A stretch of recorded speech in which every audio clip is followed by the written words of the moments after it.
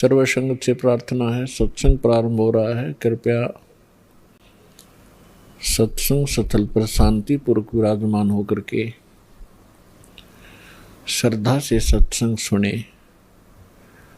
परमेश्वर की प्यारी आत्माओं से पुनर्निवेदन है, सत्संग प्रारंभ हो रहा है। कृपया सत्संग स्थल पर शांतिपूर्वक विराजमान होकर के श्रद्धा से सत्संग सुने। सत साहिब सतगुरुदेव की जय।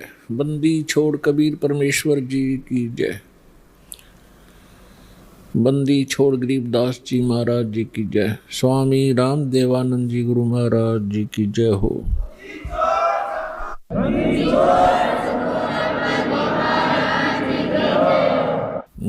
गरीब नमो नमो सतपुरुष को नमस्कार गुरु की नहीं। सुर नर मुनि जन साधुआ संतों सर्वस्ती नहीं।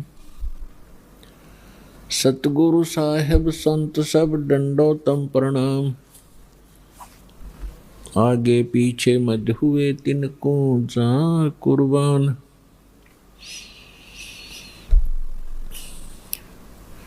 नराकार निर्विषम काल जाल भयभंजनम निर्लेपम निज निर्गुणम अकल अनुवेशुंडनम। सोहम सुरति समापतम सकल समान निर्तल। उज्ज्वल हिरंबर हरदमम बेपरवा अथाह वार पार निमज्जतम। ग्रीव जो सुमर सिद्ध होई गणनायक गलता ना करो अनुग्रह सोई पारस पद परवाना। आदि गणेश मनाऊ गणनायक देवन देवा। चरण कमल लो लाऊं आदंत करूं सेवा। परम शक्ति संगीतम रिद्धि सिद्धि दाता सोई। अवगत गुण अतीतम सत्य पुरुष निर्मोही। जगदम्बा जगदीशम मंगल रूप मुरारी। तन मन अर्पों शीशम भक्ति मुक्ति भंडारी। सुर नर मुनि जन ध्यावे ब्रह्मा विष्णु महेशा। शेष सहस मुख गावे पूज्य आदि गणेशा। इंद्र कुबेर सरीखा वरुण धर्म राय ध्यावे। समर्थ जीवन जी का मन इच्छा फल पावे।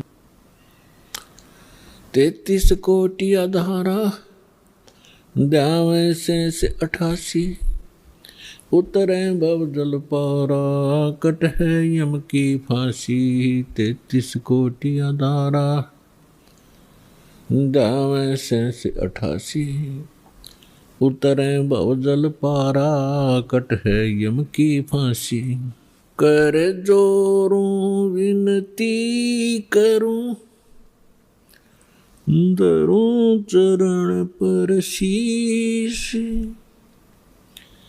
गुरु जी राम देवानंद जी महाराज ने दियो नाम बख्शीश।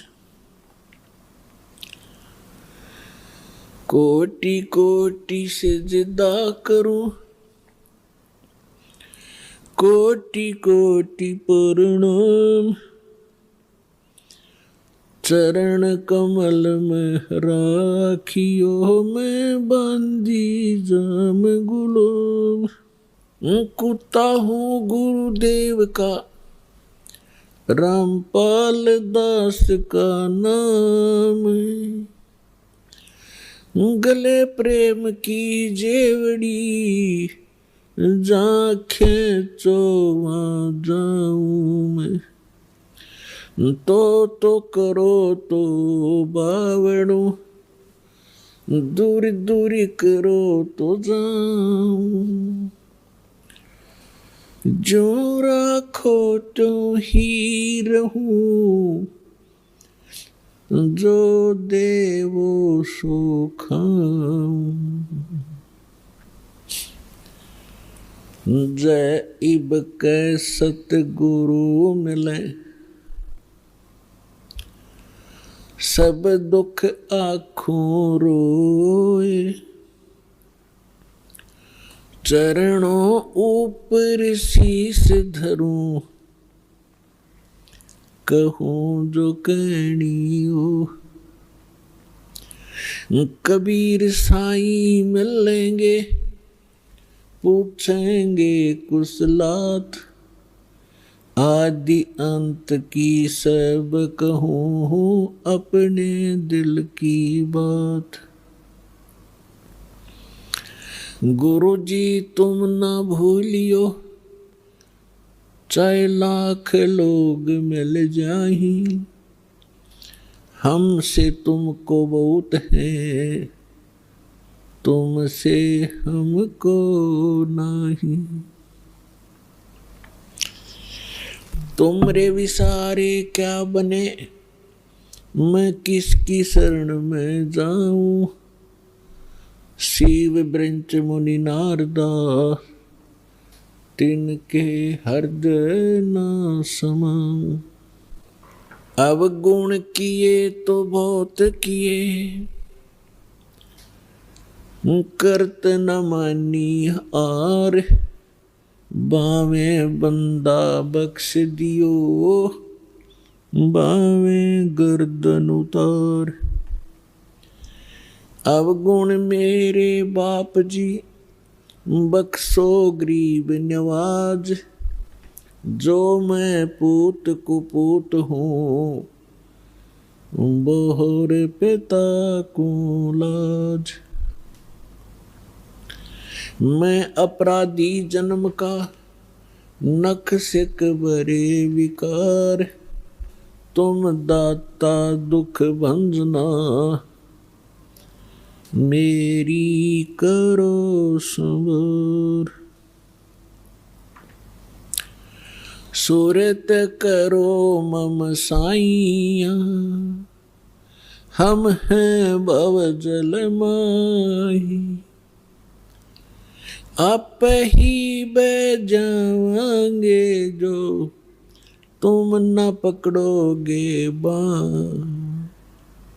हे बंदी छोड़ दयाल जी, तुम तक हमारी दौड़े। जैसे काग जहाज का, अब सूझत और न ठोरे।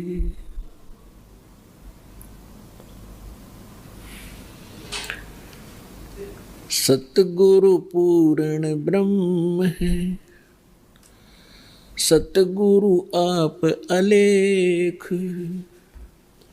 सतगुरु रमता राम है, या मैं मीनन मेघ। दंडवतम गोविंद गुरु, बंदू अविजन सोए। पहले वहे प्रणाम तिन, नमो जोग हो। परम पिता परमात्मा पूर्ण ब्रह्म, सर्व सृष्टि रचनहार कबीर देव कबीर परमेश्वर जी की असीम रजा से आप चंद पुण्यात्माएं परमात्मा की महिमा सुनने के लिए उपस्थित हुए। जिन पुण्यात्माओं पर परमात्मा की विशेष रजा होती है, उन्हीं को इतना समय मिलता है, अन्यथा ये काल भगवान इस प्राणी को अपने जाल में ऐसे तरीके से फंसा चुका है कि इस जीव को मृत्यु तक ये आभास नहीं होता कि मैं कर क्या रहा हूँ, मुझे करना क्या चाहिए था। जिस संपत्ति को मैं जोड़ रहा हूँ, जिस परिवार को मैं अपना मान बैठा हूँ, जिस स्थान को मैं अपना समझता हूँ, इसमें मैं रहूँगा कितने दिन। फिर हमारा एक ऐसा समाज बना दिया, हम उस परंपरा को देखकर संतुष्ट हो जाते हैं कि ये सबके साथ ऐसा ही हो रहा है, मृत्यु हो जाती है, कभी भी मर जाते हैं, कोई बात नहीं, कोई बात नहीं, चलेगा, क्योंकि हमारे पास कोई विकल्प नहीं था। अब परमात्मा स्वयं आए, यथार्थ ज्ञान हमें बताया, तो हमारी कुछ आंखें खुली,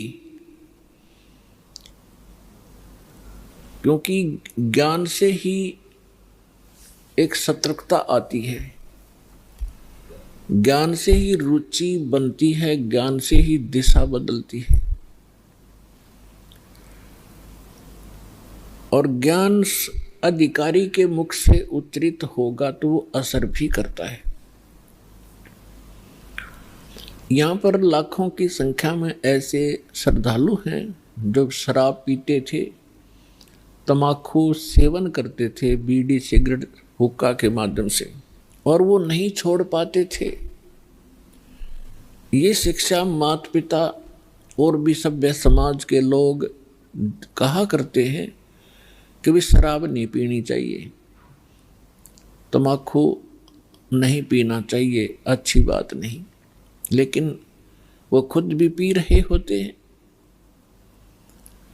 तो कहने का तात्पर्य है कि इस काल भगवान, ये काल भगवान, ये ब्रह्म ज्योत स्वरूपी निरंजन, जिसको ऋषि महर्षि ब्रह्म कहा करते थे, और वो ब्रह्म साधना करके अपने आप को सबसे सुपीरियर माना करते थे,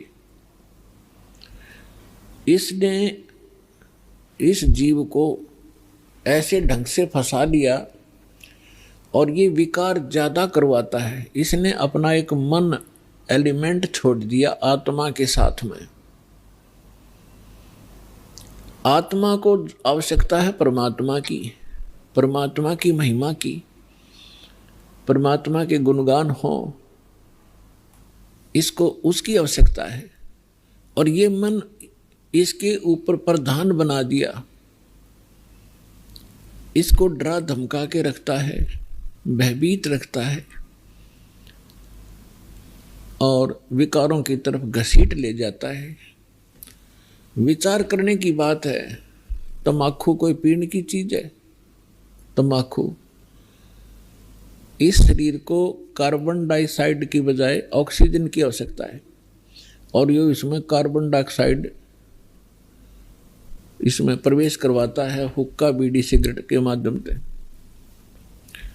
और जिसके कारण आत्मा मलिन होती है, मन में विकार पैदा होते हैं, स्वभाव ठीक नहीं रहता।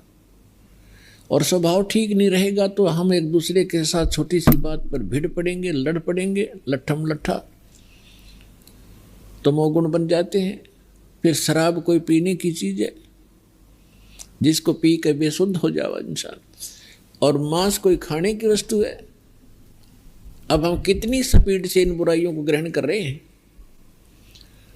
तो काल ये चाहता है कि ये आत्मा परमात्मा की है और ये हमारे साथ प्रतिशोध ले रहा है। इस नालायक ने गलती खुद करी और फिर गलती हमने करी कि हम इसके साथ आ गए, इसके ऊपर आसक्त होकर के। इसने वहां ऐसी गलती करी जो ऐसे सच्चे लोक में अलाउड नहीं। एक युवा लड़की के ऊपर बदनीयत की और जिसका दंड इसको मिला कि वहां से निष्कासित किया गया। हम इसके साथ पहले ही चिपक चुके थे तो हम भी यहां फंस गए। तो इसने गलती स्वयं की और अक्षुब्ध भगवान से हो गया। हम उसके बच्चे परमात्मा के इसके साथ आ गए। इसने हमारी वो दुर्गति कर रखी है जिसमें आपकी या भांग उतर जाएगी या काल की भांग, जिसको तुम एक श्रेष्ठ काम समझ रहे हो, कोठी बनाना, बंगले बनाना, ब्याह शादी में बकवाद करना, गोटी लगाना। और ये ज्ञान जब आपके हृदय में समाएगा तो पता चलेगा आपको आप कैसा जीवन जी रहे हो। तो ये चाहता है कि जितने आप दुखी होगे परमात्मा उतना ही दुखी होता है। जिस माता पिता के बालक दुखी हो वो सुख से चैन से सो नहीं सकता, आहार भी नहीं कर सकता।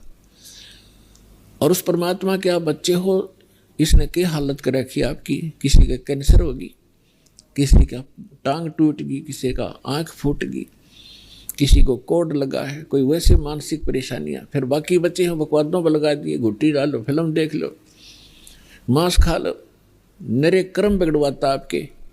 और फिर इसने कहा है कि जैसे कोई कर्म करेगा मैं तो भगवान वैसा ही फल देता हूं। और इस मन एलिमेंट को छोड़ रखा है, सारी बकवाद करवाता है।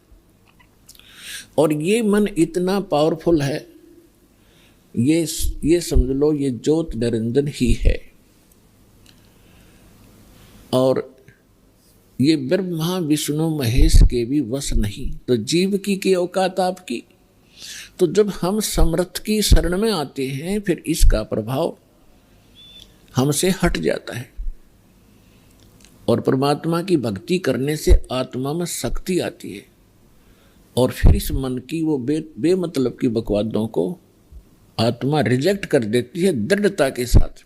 पहले ये दृढ़ता के साथ रिजेक्ट नहीं कर पाती, क्योंकि इसको कोई सहारा नहीं मिलता। तो अब परमात्मा की भक्ति से आत्मा दृढ़ होती चली जाएगी, विकार छूटते चले जाएंगे, और आपके अंदर एक विशेष विनम्रता और सद्भावना उत्पन्न होती चली जाएगी, जो भक्त के लक्षण होते हैं। तो पुण्यात्माओं, सत्संग में वही पुण्यात्मा आती हैं जिनके बहुत ही जन्म जन्म के घने पुण्य आपके साथ हैं। इस काल भगवान ने ऐसी व्यवस्था कर रखी है, आजीवन मर जाता है 2 रोटी के लिए इस पेट के जोड़ जुगाड़ में, और 100 साल बर्बाद करके प्राणी चला जाता है, ये पूरा नहीं होता। और परमात्मा अगर हमारे साथ हो जाए, परमात्मा ही हमारे साथ हो गया, तो फिर इस रोटी का रोड़ा नहीं रहेगा। ये 2 रोटी का झगड़ा या खत्म हो जाएगा आपका। और फिर संसार जो सुख है, शरीर में कष्ट है, आने वाले जो प्रारब्ध आपकी किस्मत के अंदर लिखे हुए जो आने हैं संकट, और वो भी टल जाएंगे। तो सौभाग्य आपका, आप सतलोक आश्रम बरवाला, जिला हिसार, हरियाणा में पहुंचे हो। ये कितने दयालु हैं भगवान आपके। ये वो परमात्मा हैं जिसमें ये सर्वगुण संपन्न है, विद्यमान है। तुमेव माता च पिता तुमेव बंधु च सखा तुमेव विद्या च द्रविणम तुमेव सर्व मम देव देव। ये वो परमात्मा है जिसमें ये सभी गुण विद्यमान हैं। यही हमारा माता पिता है। माता पिता का जो अपने बच्चों के प्रति जो भाव होता है, अपने बच्चों को कितना वो सुखी देखना चाहते हैं, तो वो गुण भी परमेश्वर में है। बंधु यानी भाई और सखा यानी मित्र भी यही सच्चा है। विद्या, धन, ये सब कुछ परमात्मा के अधीन है। और इस परमात्मा से संपर्क होने के बाद ये समस्या खत्म हो जाएगी। आपको बुद्धि भी देगा, आपको यहाँ गुजारे लायक या माया भी देगा। अपने आत्माओं, हम अध्यात्म ज्ञान से हम पूर्ण रूप से अपरिचित थे। हम लोक वेद दंत कथा सुन सुनकर उसी पर आसक्त हो गए थे, उसी ज्ञान को अंतिम मान लिया था। जो भी जिस धर्म मजहब या ग्रुप या पंथ में जुड़ा है, और उसका एक बहुत बड़ा दायरा होता है। हम उस दायरे में रहकर केवल वही विचार विमर्श करते रहते हैं, उन्हीं परंपराओं का निर्वाह करते रहते हैं, जिस कारण से हमें कोई ऑब्जेक्शन नहीं होता कि जो हम कर रहे हैं ये गलत भी होगा। और गलत और ठीक का ज्ञान सत्संग से होता है। सत्संग स्वयं परमात्मा ही कर सकते हैं। 3 लोक और भवन चतुर्दश कोई नहीं सत्संगी। 3 लोक और भवन चतुर्दश कोई नहीं सत्संगी। गरीबदास जी ने कहा है कि 14 लोकों में और इन 3 लोकों में कोई भी सत्संगी नहीं है। सत्संगी मीन जिसको यथार्थ अध्यात्म ज्ञान हो, सच्चा ज्ञान हो। एक परमात्मा कबीर जी को छोड़कर उसने जो ज्ञान दिया उसके अतिरिक्त कोई सत्संग ही नहीं है। तो पुण्यात्मा, जो व्यक्ति प्रथम बार ये सुनता है कि किसी को भी ज्ञान नहीं, तो उसके यह बात गले उतरा को नहीं। कारण क्या है कि हमने अज्ञान सुन रखा है, ज्ञान कभी सुना ही नहीं। आपको बहुत बार सिद्ध किया है कि देवी पुराण के अंदर गीता प्रेस गोरखपुर से प्रकाशित 28 से लेकर 28-29 पृष्ठ पर स्पष्ट किया है। प्रथम स्कंद में व्यास जी पूछ रहे हैं नारद जी से, नारद जी बता रहे हैं कि व्यास जी पूछ रहे हैं नारद जी से कि किस भगवान की भक्ति करनी चाहिए, कौन सक्षम है, कौन समर्थ है। तो नारद जी कह रहे हैं कि एक समय मेरे पिता ब्रह्मा जी को यह देखकर बड़ा आश्चर्य हुआ कि भगवान विष्णु जी समाधि लगाए बैठे थे। ब्रह्मा जी ने पूछा कि हे देवेश्वर, सारी सृष्टि के पालक, आप किसकी भक्ति करते? तो विष्णु जी ने कहा कि मैं दुर्गा की भक्ति करता हूं, देवी की। अरे इससे ऊपर मैं किसी को भगवान नहीं मानता, मैंने पता ही नहीं। मेरे लिए ये फाइनल गॉड है देवी, मैं इसकी भक्ति करता हूं। फिर 7वें स्कंद में देवी 562 पृष्ठ पर हिमालय राजा को ज्ञान देते समय श्री देवी जी कहती है कि राजन, तू और सब बातों को छोड़ दे, एक ब्रह्म की पूजा करो। ब्रह्म ज्योत निरंजन काल 21 ब्रह्मांड का जो मालिक है, उसका ओम नाम है। ओम नाम के जाप से तुम ब्रह्मलोक में चले जाओगे। वो ब्रह्मलोक में रहता है, वो ब्रह्म। गीता ज्ञान दाता ये ब्रह्म है और श्री कृष्ण जी में प्रवेश करके ये गीता का ज्ञान दे रहा है। 8वें अध्याय के 13वें श्लोक में स्वयं कहता है, ओम इति एकाक्षरम ब्रह्म विहारण माम अनुस्मरण ये परियाति तजन देहम सयाति परमाम गतिम। मुझ ब्रह्म का एक ओम मंत्र है, उच्चारण करके सिमरण करता हुआ ये परियाति तजन देहम, जो शरीर छोड़कर जाता है, सयाति परमाम गति, वो ओम से मिलने वाली परम गति को प्राप्त होता है। 8वें अध्याय के 16वें श्लोक में कहा कि ब्रह्मलोक में गए हुए प्राणी भी पुनरावृत्ति में उनकी जन्म मृत्यु होती है। गीता अध्याय नंबर 2 के श्लोक 12 में, गीता अध्याय नंबर 4 के श्लोक 5 और 9 में, गीता अध्याय नंबर 10 के श्लोक नंबर 2 में गीता ज्ञानदाता कहता है, अर्जुन तेरे और मेरे बहुत जन्म हो चुके, तू नहीं जानता, मैं जानता। इससे सिद्ध है कि ब्रह्म भी नाशवान है। गीता अध्याय नंबर 18 के श्लोक नंबर 62 में, गीता अध्याय नंबर 15 के श्लोक नंबर 1 से 4 में गीता ज्ञानदाता कहता है कि संसार रूपी वृक्ष ये उल्टा लटका हुआ पीपल का वृक्ष समझो। ऊपर को जो जड़ है वो तो पूर्ण परमात्मा है, परम अक्षर ब्रह्म है, और अन्य इसके जो नीचे को शाखाएं हैं, जो संत इन सभी विभागों को बता देगा संसार रूपी वृक्ष की, स वेदवित, वो तत्वदर्शी संत है। उसके पश्चात परमेश्वर के उस परम पद की खोज करनी चाहिए। तत्वदर्शी संत के मिलने के उपरांत तत्व ज्ञान रूपी इस शस्त्र से अज्ञान को काट के, यानी इसको अच्छी तरह समझ कर उसके पश्चात परमेश्वर के उस परम पद की खोज करनी चाहिए, जहां जाने के बाद साधक फिर लौटकर कभी संसार में नहीं आते।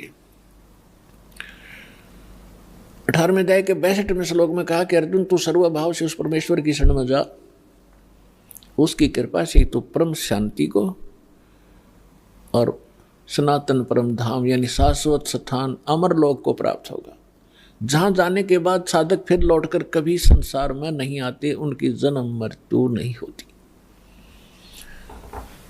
तो पुण्यात्माओं, इसे सिद्ध हो गया कि न ब्रह्मा को ज्ञान, न नारद को ज्ञान, न व्यास को ज्ञान। व्यास जी इज द राइटर ऑफ 4 वेद, 18 पुराण, श्रीमद् भगवत गीता, इन सब का राइटर है, लेकिन उसको स्वयं नहीं पता कि परमात्मा कौन है।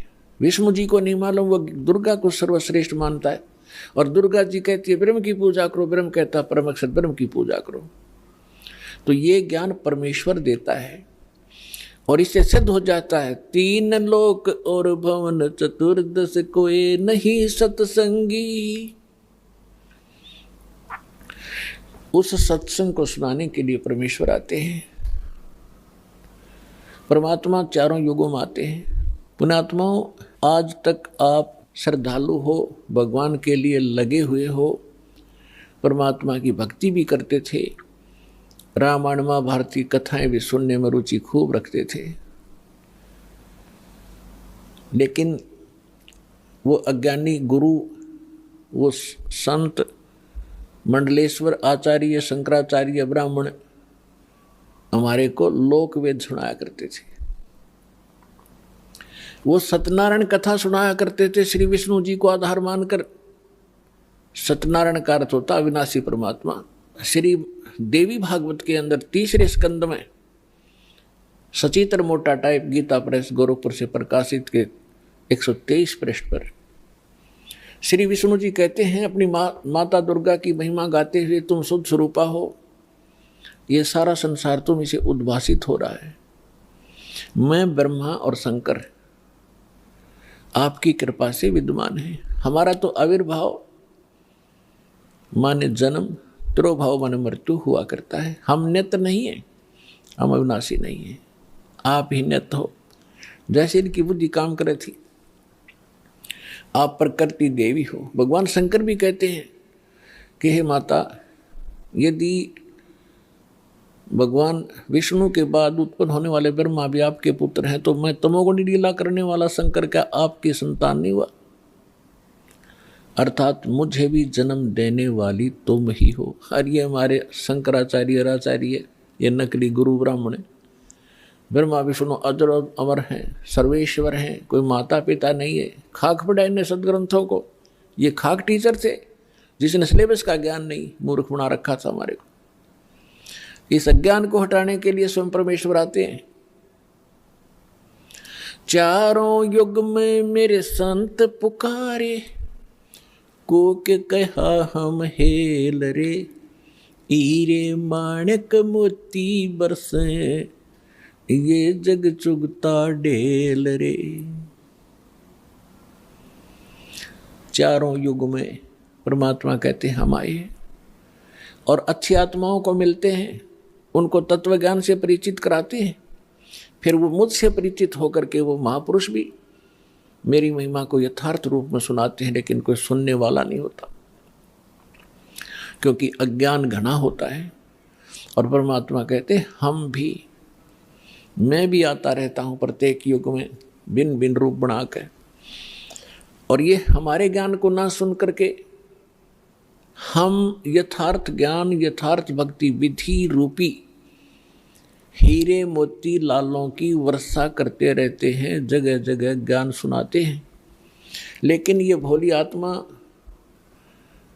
हीरे मोती लालों को ना पहचान कर, उनको ठोकर मारकर कंकरों की गठड़ी बांध कर वजन उठाए फिर रहे हैं। हम जो साधना कर रहे हैं बड़ी श्रेष्ठ है।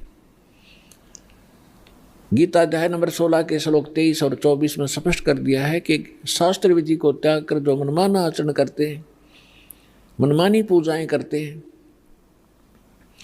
उनको न तो सुख होता है, ना उनका कोई सिद्धि प्राप्त होती है, और न ही उनकी गति होती है। फिर साधना करते किस लिए? अब जैसे जितने भी हमारे धर्म गुरु हिंदू धर्म के क्या नाम देते, ओम नमः शिवाय, ओम नमो भगवते वासुदेव, हरे कृष्ण राधे राधे श्याम मिला दे, राम राम हरे हरे, सहस्रनामा विष्णु जी का, और गणे चतुर और गणे सुपीरियर मानते हो, कहते ओम ओम, बस ओम सबसे बड़ा नाम। तो पुण्यात्माओं, हरे राम हरे कृष्ण किसी भी सदग्रंथ में मंत्र नहीं, ओम नमः शिवाय किसी ग्रंथ में नहीं, ओम नमो भगवते वासुदेव किसी ग्रंथ में नहीं। जो शास्त्र अनुकूल साधना है वो परमेश्वर ने स्वयं आकर बताई है और अपनी उन प्यारी आत्माओं को बताई है, और उनको थोड़ी हिदायत दे दी थी कि जब तक इस कलयुग के अंदर ये बिचली पीढ़ी का समय नहीं आवे, इसको डिस्क्लोज ना करना, लिख देना। लिख रखी सभी महापुरुषों ने अपने अमृतवाणी में एफिडेविट लिख रखे हैं कि हम ये जाप करा करते हैं, ये मंत्र श्रेष्ठ है, इसी से मोक्ष संभव है। लेकिन सिलेबस को समझना स्टूडेंट के स्तर का काम नहीं है। पढ़ भी लेगा तो उसको समझ नहीं सकता, अप्लाई नहीं कर सकता, इसलिए टीचर गुरु की आवश्यकता होती है। तो जो गुरु रूप में परमात्मा आए थे, सतगुरु रूप में, फिर जिन महापुरुषों से मिले थे उनको अधिकार दिया था ज्ञान सुनाने का, और फिर अब इस दास को भेजा है इस पूरे कंप्लीट कोर्स को आप तक पहुंचाने के लिए, आपका मोक्ष कराने के लिए, क्योंकि अब वो समय आ गया। नहीं तो इस दास से बड़े बड़े महापुरुष पहले हुए हैं, लेकिन उस समय नहीं था, क्योंकि आप अशिक्षित थे, और अशिक्षा का लाभ ये नकलियों ने हमारा उठाया। ये संस्कृत बोलते रहे, हमने सोचा बड़े विद्वान हैं, इन्होंने खूब जाना होगा सदग्रंथों को। हमने परमात्मा को भी ठुकरा दिया जिसमें 600 वर्ष पहले वो आकर ये ज्ञान सुनाया करते थे, जो आज सभी सदग्रंथों में ज्यों का त्यों पाया। तो पुण्यात्मा, 100 शुक्र मनाना उस परम पिता के। वहाँ ये आए, यहाँ आकर के उन्होंने कितने कष्ट झेले हमारे लिए। परमात्मा के उसी इतिहास को जो 600 वर्ष पहले परमेश्वर कबीर जी यहाँ आए थे, ये ज्ञान सुनाया करते थे, जो दास आज उसी परम पिता का दिया हुआ एज इट इज आप तक पहुँचा रहा हूँ। अपनी तरफ से इसमें कोई मिलावट नहीं कर सकता, क्योंकि जीव का जो ज्ञान होगा वो घटिया होगा, परमात्मा का ज्ञान वो सत्य होगा। तो वो सत्य ज्ञान आप तक पहुँचा रहा हूँ, ये सत्संग कर रहा हूँ। परमात्मा ने सत्संग किया था या उन महापुरुषों ने जो भगवान से मिले थे, लेकिन उनको रिजेक्ट कर दिया हमने, क्योंकि हम बालक थे, हम अशिक्षित थे, अनजान थे। आज परमात्मा ने आपको अक्षर ज्ञान कराया। ये अक्षर ज्ञान आपके लिए विष है। बेशक आप कितने विद्वान पाग्य हो, डॉक्टर, इंजीनियर, जज, वकील बन गए हो, भगवान की भक्ति नहीं है तो खाक है ये। एक रोजी रोटी तो कहीं चला ले इंसान, कल मृत्यु होगी, गधा अपने कुत्ता अपने का खाज लग गए, और क्या खाओगे फिर। आपको केवल इस ही जीवन का ज्ञान है, आपको भविष्य का, आगे का नहीं। आगे के ज्ञान बिना ये खाक ज्ञान है फिर। तो ये ज्ञान देना जरूरी था। मालिक को मालूम था कि बिगड़ेंगे ये। अहंकार हो गया आपके अंदर, 2 कौड़ी का 2 छोटा सा पोस्ट मिल जाए, फूला नहीं समाता, और कल मृत्यु होकर गधा बन जाए, क्या रे माटी होती है उसकी। तो और पहले आप देखो पिछले इतिहास उठा के, हमारे पूर्वजों के कितने विनम्र थे, कितनी दया थी उनके अंदर, कितने नेक विचार थे, और आज हम किस स्तर पर पहुंच चुके, इस विद्या की देन है। लेकिन मालिक को मालूम था कि मेरा ज्ञान ऐसा है, इनको फिर सेट कर देगा, लेकिन शिक्षा प्राप्त हुए बिना ये मुझे समझ नहीं सकते, इनका कभी कल्याण नहीं हो सकता। इसलिए आपको ये अक्षर ज्ञानदाता ने अनिवार्य समझा, तभी आप तक आने नहीं दिया, निस आग को आपके निकट नहीं आने दिया, 4 युग चले गए। अब इसका हम फायदा उठाएंगे। अब हम बकवादों में चल पड़े, टीवी देखते हैं, बेहुदे ढंग के कपड़े पहनते बहन बेटियां भी, और इसको बड़ा विकास मानते हो, अच्छे घरों की लड़कियां हैं, ये खाक है। ऐसे कार्टून बनकर निकलती हैं घर से, लड़के भी लड़कियां भी। तो इस विद्या की देन है ये। अब इस ज्ञान से हमें पता चलेगा, लज्जा आया करेगी हमें ऐसे ऐसे बकवाद करने में, और हम भगवान भजेंगे और अपना कल्याण करवाएंगे। सतगुरु आए दया करी, ऐसे दीन दयाले, बंदी छोड़ व्रतास कहा, जठरगनी प्रतिपाल। सतगुरु आए दया करी, ऐसे दीन दयाल। होय होय, हम किसी भयंकर गलती करके आए सतलोक में, बड़ी थाली का ठोकर मार के आए हम, और आज हम एक टुकड़े के लिए कोई देश जाता है, कोई परदेश जाता है, उसके लिए गरीबदास साहब जी कहते हैं, उत्तर दक्षिण पूर्व पश्चिम फिरदा दाणे दाणे नो, सर्व कला सतगुरु साहेब की हरि आए हरियाणे नु।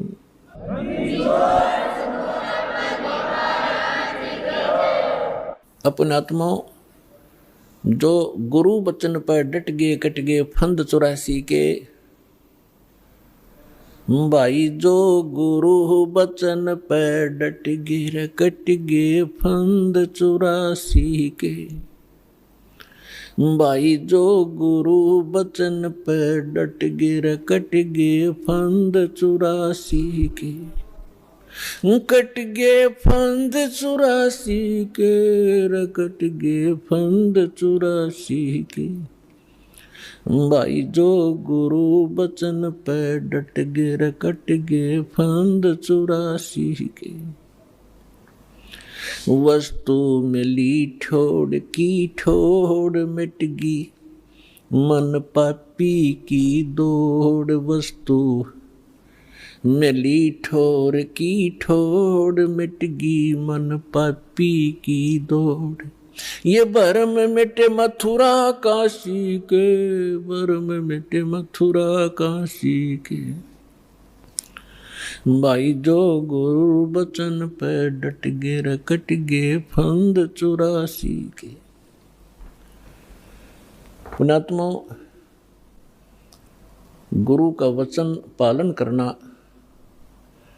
इस भक्ति मार्ग में अति अनिवार्य है, और गुरु केवल वही ज्ञान और वही आदेश देता है जो आपके हित में होते हैं।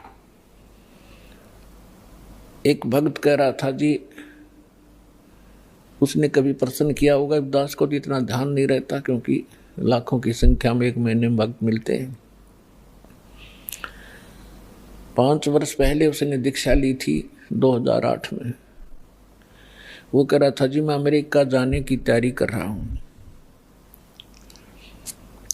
तो उसने अभी बताया, कहने लगे जी आप ये बोले कि भाई आड़े यही अमेरिका बना दूंगा जब तू विश्वास करेगा तो वो आज बता रहा था जी मुझे ऐसे दया कर दी दाता ने, समय पर टूक नहीं था, कर्जा सिर पर बहुत गना था, आज सारा सुख दे दिया और यहीं पर बढ़िया काम चला दिया। तो पुण्यात्माओं, गरीबदास साहब जी कहते हैं, पूर्व पश्चिम उत्तर दक्षिण तो फिरदा दाने दाने नु, और सर्व कला सतगुरु साहिब की हरि आए हरियाणे नु। मालिक ने पहचान कर धक्के खाते फिरते हो तुम, लगो एक बार भक्ति पर, सारे सुख दे और मोक्ष भी देगा आपको।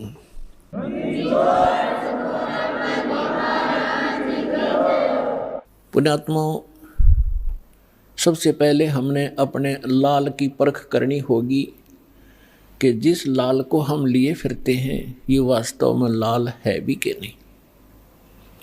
तो उस परखने के लिए हमारे पास कुछ पैमाना होना चाहिए।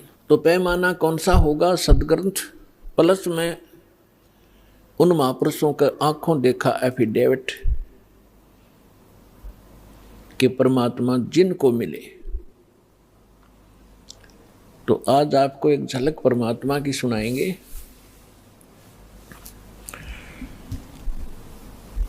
परमेश्वर कबीर जी के प्रगट के विषय में बहुत सी भ्रांतियां समाज में इन नकलियों ने फैला रखी है।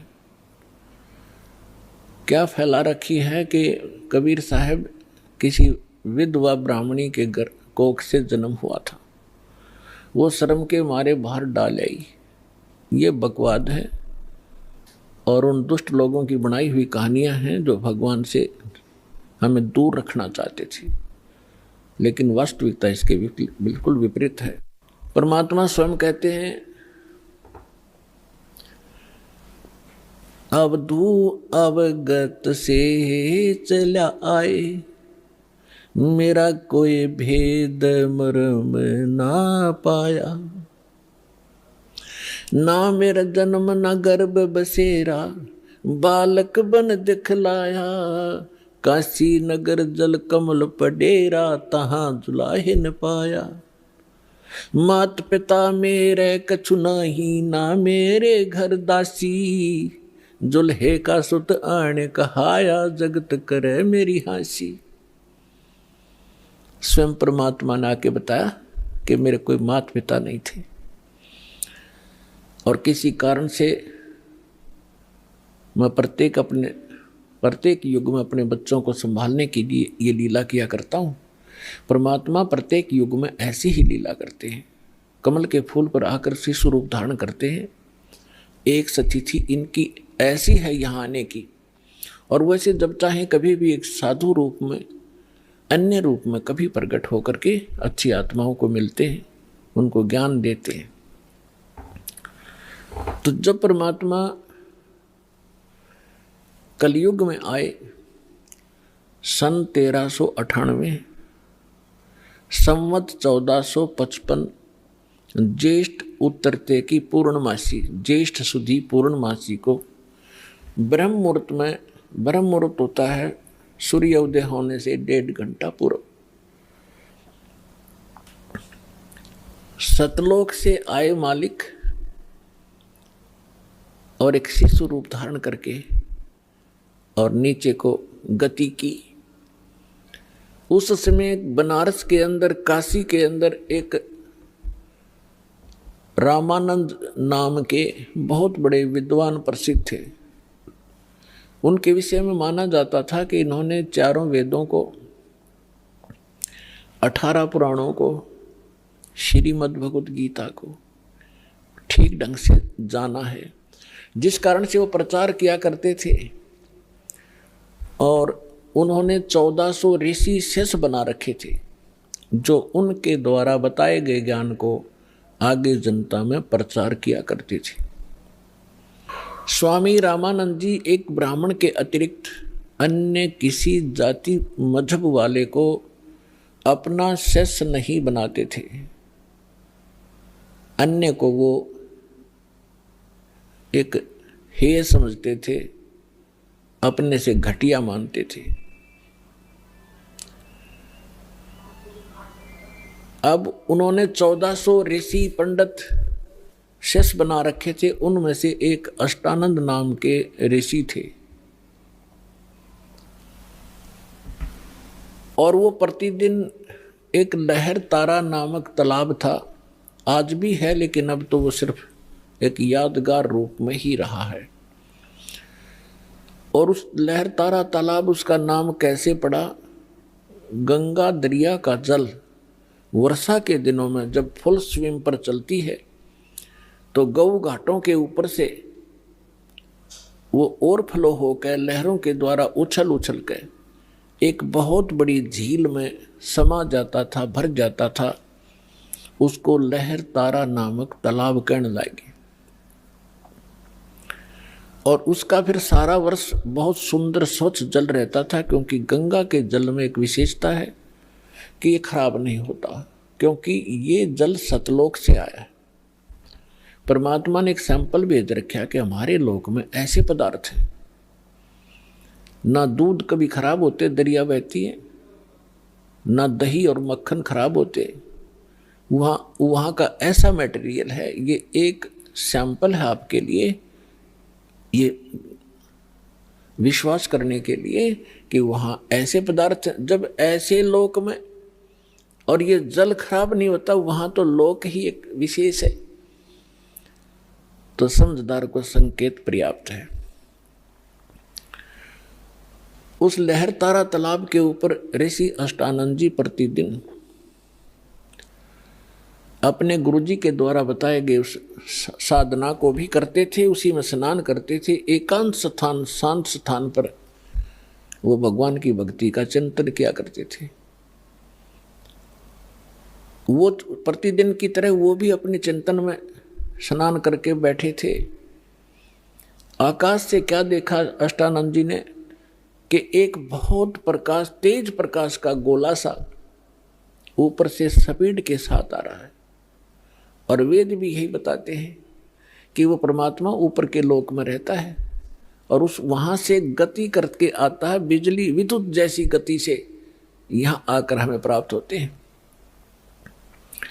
अष्टानंद जी ने देखा कि बहुत तेज प्रकाश कभी देखा नहीं ऐसा।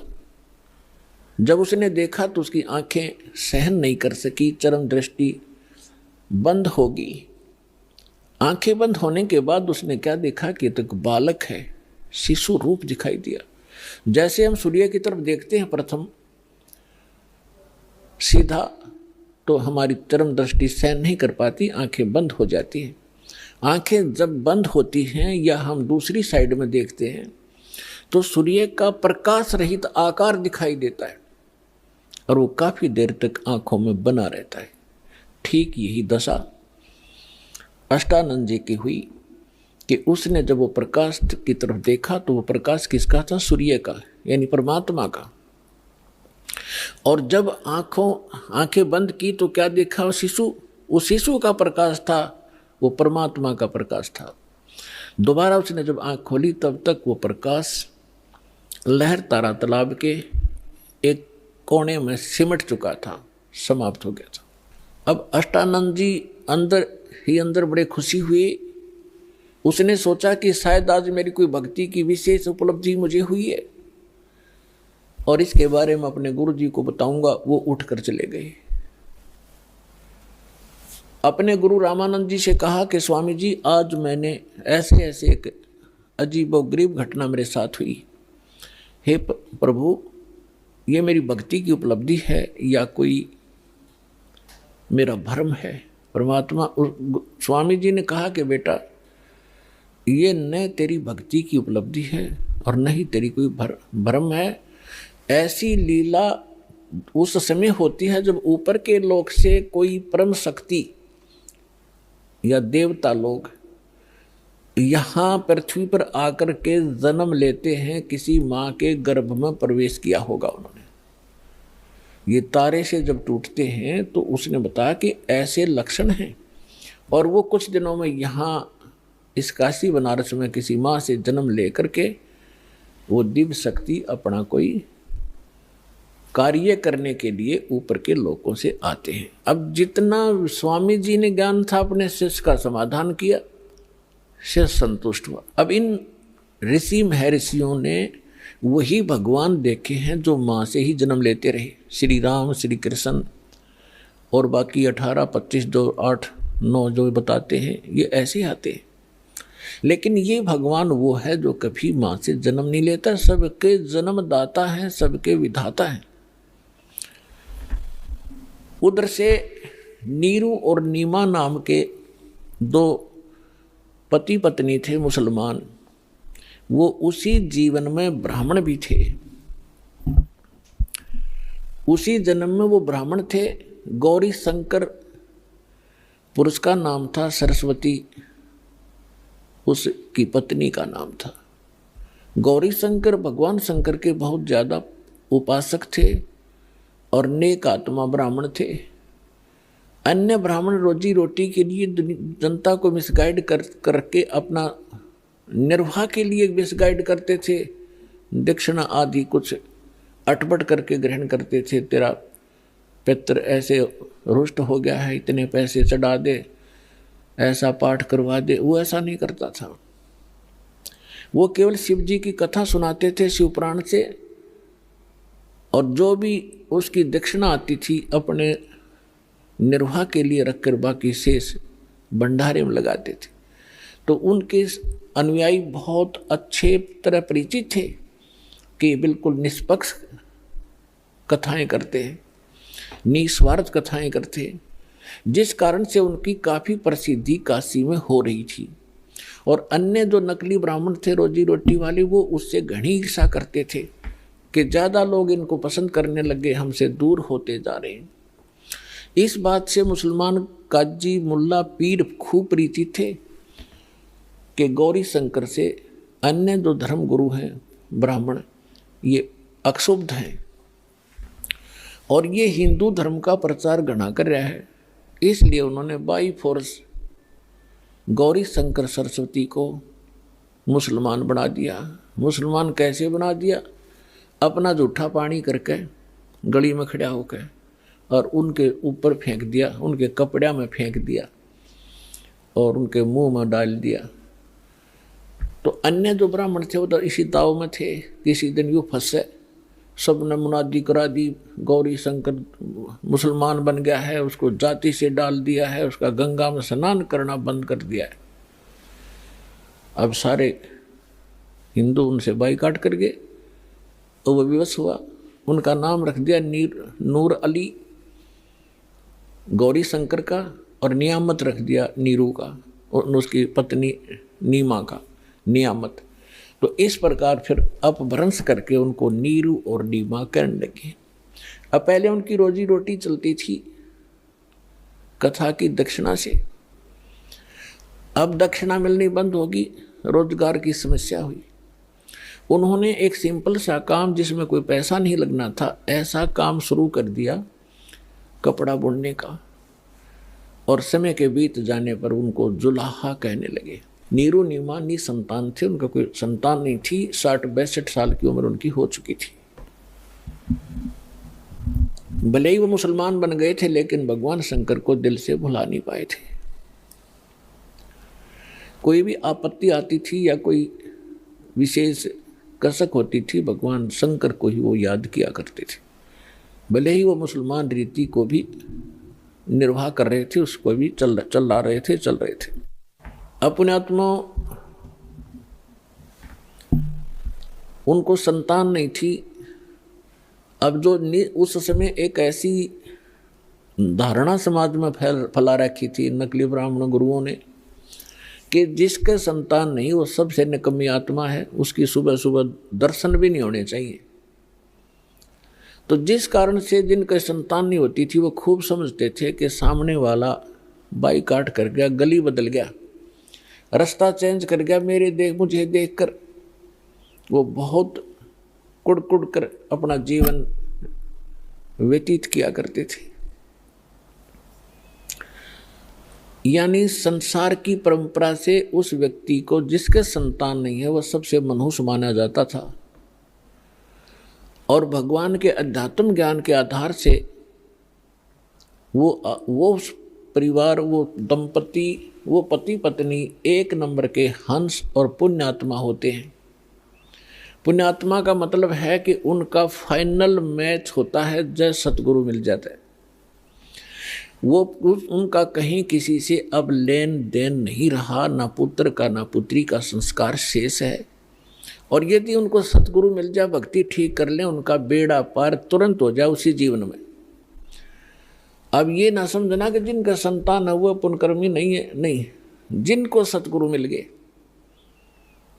जिनको सतगुरु मिल गए मनुष्य जीवन में, दोनों ही पार हैं, दोनों ही पुण्यकर्मी प्राणी, क्योंकि संतान होती है संस्कार से। जैसे एक समय सुखदेव ऋषि 12 वर्ष के बाद माँ के गर्भ से जन्म लिया, 12 वर्ष की आयु पेट में हो गई थी उसकी। पुण्यात्मा, ये कुछ आध्यात्मिक ऐसे पॉइंट होते हैं जो वर्तमान के इन वैज्ञानिकों का गले उतरे नहीं, पर लेकिन गले ना उतरे तो बेशक, लेकिन वह बात झूठ नहीं हो सकती। 12 वर्ष की आयु का जब माँ के गर्भ से बाहर आया, आते ही उठकर चल पड़ा। व्यास जी का पुत्र था, व्यास जी की पत्नी से उसका जन्म हुआ था।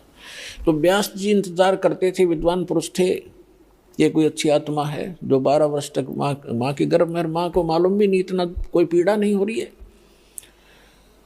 इस आशा से उसने कहा कि बेटा, लेकिन सुखदेव ऋषि ने पीछे मुड़कर नहीं देखा, अपने पिता की शक्ल भी नहीं देखी, चलते चलते कह रहा है कि पिताजी, कि हे ऋषि जी, व्यास जी कह रहे हैं कि रे पुत्र, मैंने तेरी 12 वर्ष इंतजार करी, मुझे अपना शकलता दिखा दे। एक वह वो पुत्र मोह में घना वश हो रहा था। तो ऋषि जी कहते हैं, चलते चलते सुखदेव कहते हैं कि ऋषि जी, ना जाने कितनी बार तू मेरा बाप हो लिया और ना जाने कितनी बार मैं तेरा बाप हो गया। ये बहुत बूढ़ी बीमारी है, इबका मैं अपना पीछा छुटवाऊंगा और मैं ना देखूं तेरी और कहीं मेरी ममता तेरे में फंस ना जाए। न्यूं कहकर आकाश में उड़ गया। दूसरी जगह जाकर प्रकट हो गया। वहां जाकर अपनी और नालापा काटी। कहने का भाव ये है, फिर सुखदेव ऋषि ने कहा था कि एक लेवा एक देवा दूतम, कोई किसी का पिता नहीं पूतम। ये ऋण संबंध जुड़ा एक ठाठा, अंश में सब 12 बाट। ये तो एक दूसरे का संस्कार है, कोई देने आ रहा है, कोई लेने आ रहा है। जैसे आज हम संस्कार बढ़ा रहे हैं, कोई रिश्वत लेता है, आज वो रिश्वत ले रहा किसी से 1 लाख 1.5 लाख रुपए, अगले जन्म में वो दामाद बनकर लड़की भी ले जाएगा और वो पैसे भी लेगा। बिरान माटी होगी फिर हमारी नो, फिर यह गधा बनकर देना पड़ेगा, किसी की भैंस बनकर देना पड़ेगा, फिर दूध नहीं दे उसके इंजेक्शन लाओगे, दे लट्ठा लठरेंगे। तो अपने इस संस्कार को हम अब खत्म करेंगे।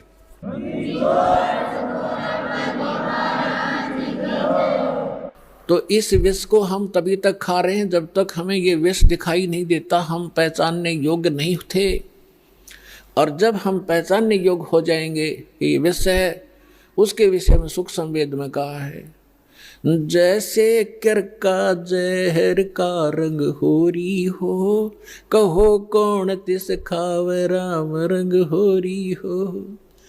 जैसे कण पड़ा हो किस विष का, और ये पता हो ये विष का कण है, कहते कौन छुएगा उसको, खान की तो बहुत दूर बात, हाथ भी ना लावे, किसी और कपड़े तो पकड़ेगा और कितने पता नहीं मिट्टी में दबा का होगा, कहीं और भी ना खा ले।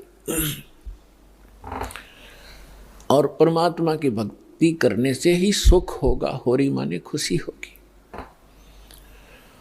तो नीरू निमा को भगवान ने, उनके कोई संतान नहीं थी, और कि इसलिए पुण्यात्मा थी, भगवान आ गया गोदी में।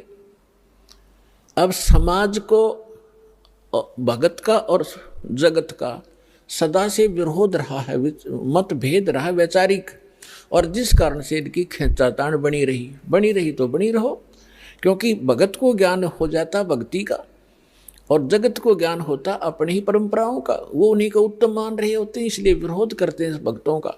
ये तो जाकर लंबे पड़े वहाँ पर, ये पता नहीं कैसे कर रहे हैं, ये मुसलमान रहे ना हिंदू, मतलब इस तरह की वो बातें करते हैं। करने दो, हम अपने इस ज्ञान के आधार से आगे बढ़ते रहेंगे, एक दिन पूरा विश्व स्वीकार करेगा ये ऐसा गजब का मार्ग है, और इसी से सुख है।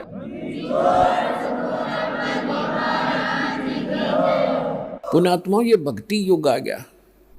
अभी तक हमने बतेरी बकवाद कर ली। एक बार दास गोवा के अंदर गया हुआ था। गोवा एक स्टेट है समुद्र के किनारे, वहाँ दूसरे देश को हम विकसित देश मानते हैं, इस इंग्लैंड इटली और अमेरिका के। वहाँ समुद्र के किनारे एक एक लंगोट में स्त्री और पुरुष वहाँ लेट रहे रेते में, और हम वहाँ सत्संग किया था हमने गोवा में, और हम चले गए घूमने के लिए। तो उनको देख रहे और वो भी अच्छे ना लगे, पड़े भी वह बेटी के बाप। तो वहाँ बता रहे थे कि ये क्या कहते हैं, क्यों हो हमें यहाँ आकर शांति मिलती है, और ये बड़े वहाँ सेठ हैं, बड़ी बड़ी कोठियाँ हैं, इनकी कार हैं बड़ी बड़ी, कलम देखो इनकी। शांति तो उस रेत में, तो कोठी शर्मा मारोगे जहाँ अशांति है, क्या करोगे और कट्ठी और कारों की। आग अंगारे इकट्ठे कर रहे हैं और उसको विकास मानते हैं और उसको अपना बड़ी महिमा मानते हैं, और शांति मिल रेत में।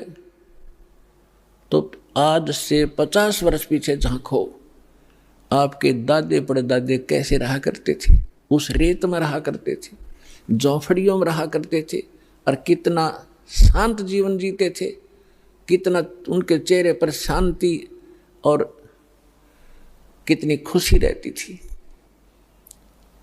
अंत में आपने उड़े टेकना पड़ेगा।